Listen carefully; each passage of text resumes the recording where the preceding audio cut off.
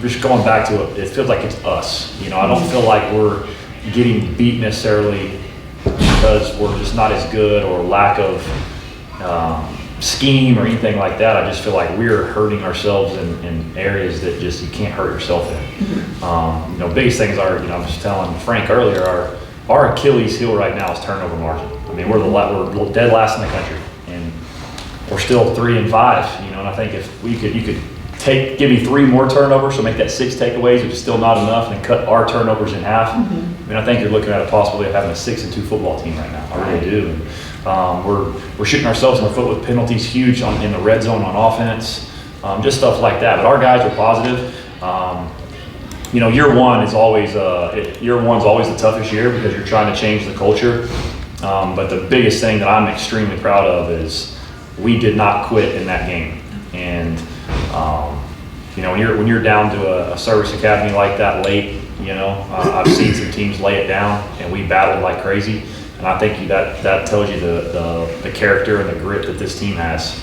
And when you show that on Saturdays in a tough game, in a lopsided game, to be quite honest, and we kept battling, and we did what we were able to do in the fourth quarter. We scored 3 touchdowns. We kicked an onside kick, got it back. Should have had a second one back if we just executed a little better. That just shows you that we're really, really close, and we're heading in the right direction. I think one thing too that shows the closeness of the team is when the backups went in, the starters were still engaged and were still rooting for those guys instead of packing it up and waiting at the team line to go to the locker room. Yeah. Have you seen that, or maybe in this week at practice when you're focusing a lot on the younger guys, are the older guys really stepping in and teaching? Absolutely, yeah. I mean, the first thing I talked about when I got this job, I've talked about it a million times since, we're going to be a family here.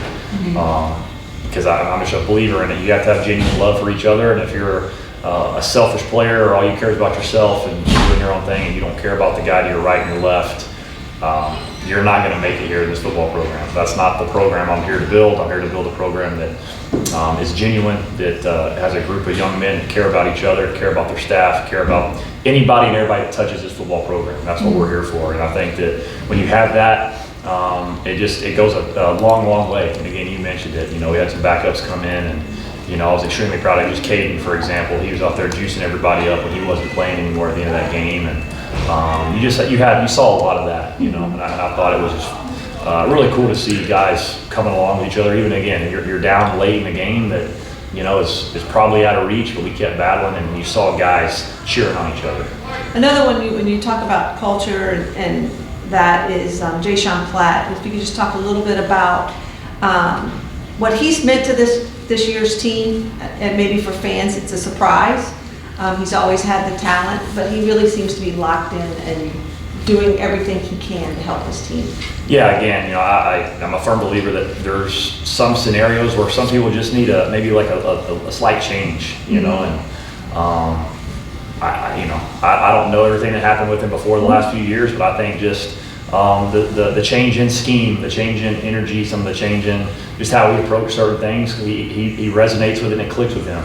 Because again, you know, we've heard the same thing when I first got this job. Hey, this kid's super talented. He's just never been able to put it together. And since the first day I met him, he's one of the hardest workers on the team. He's a really good football player. Again, I think he just needed an opportunity to showcase who he is, and I think that he's done a really good job this year. Still, again, I think he's a guy that has a lot of room to still improve too. And you know, and I think if he sat here right now, he'd tell you this exact same thing. So I think the sky's the limit for that young man, and again, he's been a great person for this football team.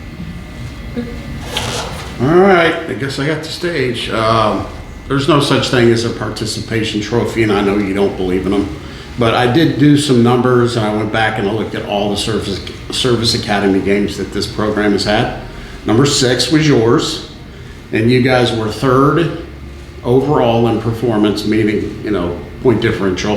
2nd most offensive points ever put up. I know that doesn't mean much to you, but I would like to get a reaction because it shows that in comparison to where this program was previously, and by the way, one of the most lopsided losses was under Lane Kiffin. I mean, I think that still shows back to what she was saying, the progress that we're making, even though the fans aren't seeing it in the column they care about the most. Right. Yeah, no, I mean, again, That's a interesting stat for sure. Again, I'm proud. Again, I'm here every day. You know, I know the behind the scenes stuff that the fans can't see. You know, the fans see that 3 to 3.5 hours on Saturdays, and me and my staff and the players within this program are here every day, and they see where we're heading. And so that, you know, that stat doesn't shock me. Again, you're spot on though too. I don't believe in moral victories, because at the end of the day, it is a W or an L in that column. But again, you do walk away from those games with some, again, just some positivity. Again, we battled 21 points in the fourth quarter. Again, kicked the onside kick, and we didn't just shut it down, you know, and I think that tells you the resiliency and, again, the grit that this football team has, and the love and the care that we have for one another to keep battling in that game. Again, I thought we were right there.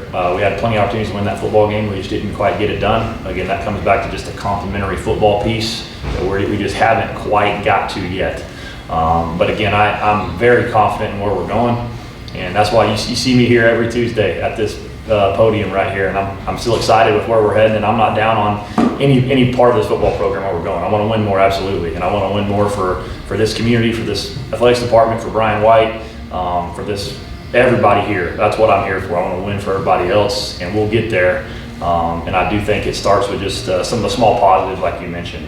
You can see some of those things start to come to fruition a little bit for us. Before I ask the question we spoke about earlier, what are you guys specifically working on besides rest? Yeah. I know that's a big deal, right? Yeah. I noticed on the depth chart, not depth chart, but the injury chart that the conference releases, we went from like 16 down to 10 or 11 or whatever. So you got some guys back that were fully cleared. But outside of that, what are you guys really focused in on during this rest time? Yeah, I mean, I talked to them this morning. Rest, recovery, and self-evaluation. And that's everybody within our program. I mean, that's, you know, from equipment manager to the trainers to the strength staff to me, to my staff, to every player. We got to really take a good look at ourselves all in the mirror and look at where we're at. Let's look at what have we done really well so far, and what have we been poor at. And then we got to make sure we're doing all the great things we've been doing, continue to do those, and we've got to really find a way to hammer away at those things that we've been poor at.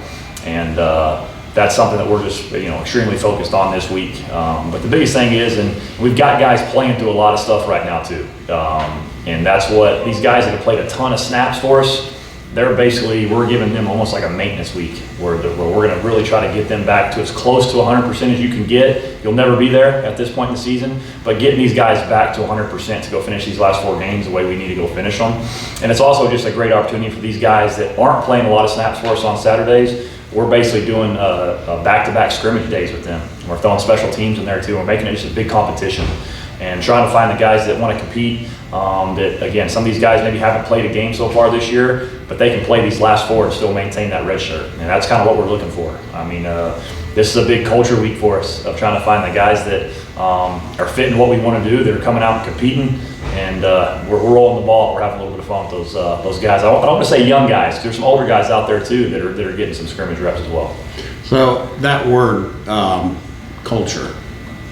So I watch what you post, and I've seen a couple of acronyms. The first one was ATFA, ATFA, which is All Together Florida Atlantic. Yep. Recently, you replied to something that we posted from this time together that we enjoy every week. Yep. CTC. Yep.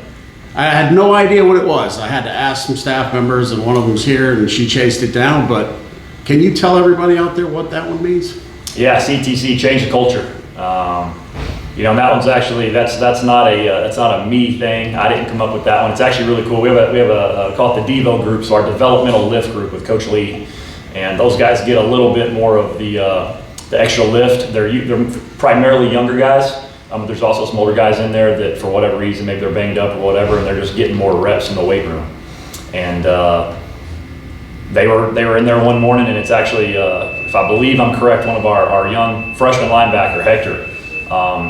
He just started in there yelling, change the culture, change the culture, change the culture. And then those guys kind of ran with it, started saying CTC. And that was something that Coach Lee immediately ran into my office and said, hey man, we're heading in the right direction. Like, this is what the team is saying. This is where the team is heading. This is where these young guys feel this program's on the way.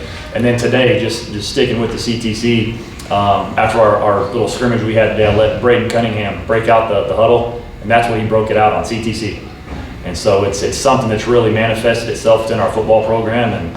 And I mean, Dom's sitting in the back, and he could tell you not every word I said in the team meeting this morning, but our team meeting about where this football program's heading and where we're going. And it starts right there with that, changing the culture. And again, I'm a believer in, again, you find the people that want to be here, want to do it our way, be a pro, handle all the little details, all the right stuff, and that love and care about each other. And that's where this program is going to be soon. And that's what we're trying to build. And that's kind of part of that change of the culture, if you will. My last one, I mean, you know, I'm not trying to go down a negative path here. It's just a realism path, but you know, we're underdogs the rest of the way. Oh yeah. Except for maybe one game where we're slightly, you know, a good favorite. It's not necessarily, I wouldn't say necessarily change the culture for that, but maybe change the trajectory of how we've been performing, kind of going back to your earlier comments. Yeah. What in specific, besides the turnovers, because I know that's a big part of it, right?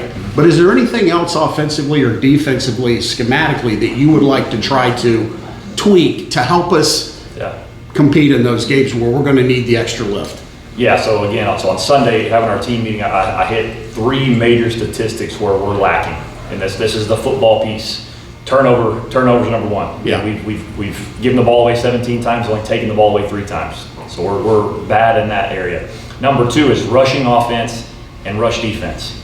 We're at the pretty low in the country in both those 2 categories too. So we've got to be able offensively to run the football, take a little bit of pressure off the quarterback, and then get these good football players out there on the perimeter more on islands. You know, whenever these guys are just bailing and they're playing coverage every play, it's hard sometimes to have the explosive pass game that you want to, and that's why we're having to nickel and dime it a little bit, because they're not letting us run deep, and we've got speed. That's one of our greatest assets at wide receiver is our speed at receiver. But we've got to run the football better. So again, I started today. Coach Hamby's out of road recruiting, so I was the O-line coach today, and I had a blast doing it. I may not give it back to him. He may switch me jobs. I'll go coach O-line, he does quarterbacks, but we're going to tweak some stuff. And some of it's going to be personnel-based, some of it's going to be schematic-based, but we've got to get better there offensively. Defensively, same exact thing. We got to tackle, you know, and to me, that's our biggest thing. And again, to me, it reverts back to what are you doing Tuesday, Wednesday when we're in pads in practice? You got to stop the ball. You got to thud the ball. You can't just go in and throw your shoulder off on the ball carrier. You got to wrap up and get that ball down. And again, we're not tackling like that in the middle of the year, but you can still wrap up and play with the technique you're supposed to play with. So those 2, and then the last one is just red zone offense and defense. And I think we're like 62% of the time or something like that, we're putting the ball in the end zone when we're in the red zone on offense. And most of that, for me, comes back to just self-inflicted wounds. I mean, we had 2 massive plays this last week where schematically we have everything we want. We're running the play, and as long as the quarterback and the receiver play pitch and catch on 2 easy ones, and one of them we actually threw the ball because they threw it late, Easton Messer's going to walk in the end zone. And there's another play later too where I think Easton Messer's probably going to walk in the end zone, another one from about 17 yards out, just based off of X and O's where we're at. Now you look up and it's 21-21 in that football game. And it's not 21-13, and there's just different momentum. And same thing defensively. We got to force a few more field goals down there in the red zone. We're better defensively than we are offensively. But at the end of the day, those are the 3 areas where we've got to get better. Turning the ball over and taking the ball away, rushing offense, rushing defense, and red zone offense and defense. And that's what we've been focusing on this week. Okay. Coach, last one for me. I know you said all year long you're going to attack the football, you're going to attack the game, and early on you were going for it on 4th down, and you know people were scratching their heads. But in the month of October, I think you're 18 of 20 for 4th down conversions. That's something of belief in the players, and it manifests the players that kind of like Ted Lasso, I do believe. And slowly, I think, at least I'm coming around, other people are coming around, this is what we're going to do. Do the players feed off of that in your experience? Absolutely. You know, I mean, again, it's the thing that's a misconception on that too is it's just an offensive thing. That's got to be a team thing and a staff thing. Like Coach Dewhurst has to understand my philosophy, and he's got to be all in with me too and understand, hey, Coach isn't going to get every one of them, and when he doesn't, we got to go out there and we got to play defense. You know, but I definitely from an offensive standpoint, I mean, our guys get frustrated with me sometimes whenever I'm not going for it. And that's what I want. So ultimately, you know, there's an old saying, winners always want the ball. You know, and I want the ball all the time. I want the ball on offense always. Always want the ball in my hands. And I think our offense is really bought in, but it's a team thing. You know, the team has to be, the specialists have to be bought in because they're frustrated too, man. Maybe I'm not punting the ball enough. Hey, I can kick this field goal, make this field goal, stuff like that too. And again, I think early on in the year, I think we'd be even higher percentage. With lack of execution, like especially that first game against Maryland. You go back, we were really bad that game on 4th down. We were going for some 4th and 8s, 4th and 9s late. Those are tough. But I think these last 2 games, I think we are 14 of 15 or something like that going forward on 4th down, and our guys we're executing at a high level, and we're bought in. So again, that's something we're going to do. Also going to try not to be dumb with it either. You know, that's why we went backwards twice in the red zone. We ended up having to kick field goals because now you're just not in those makeable situations anymore. But again, it's something we've all bought into, and I think that's what makes it go.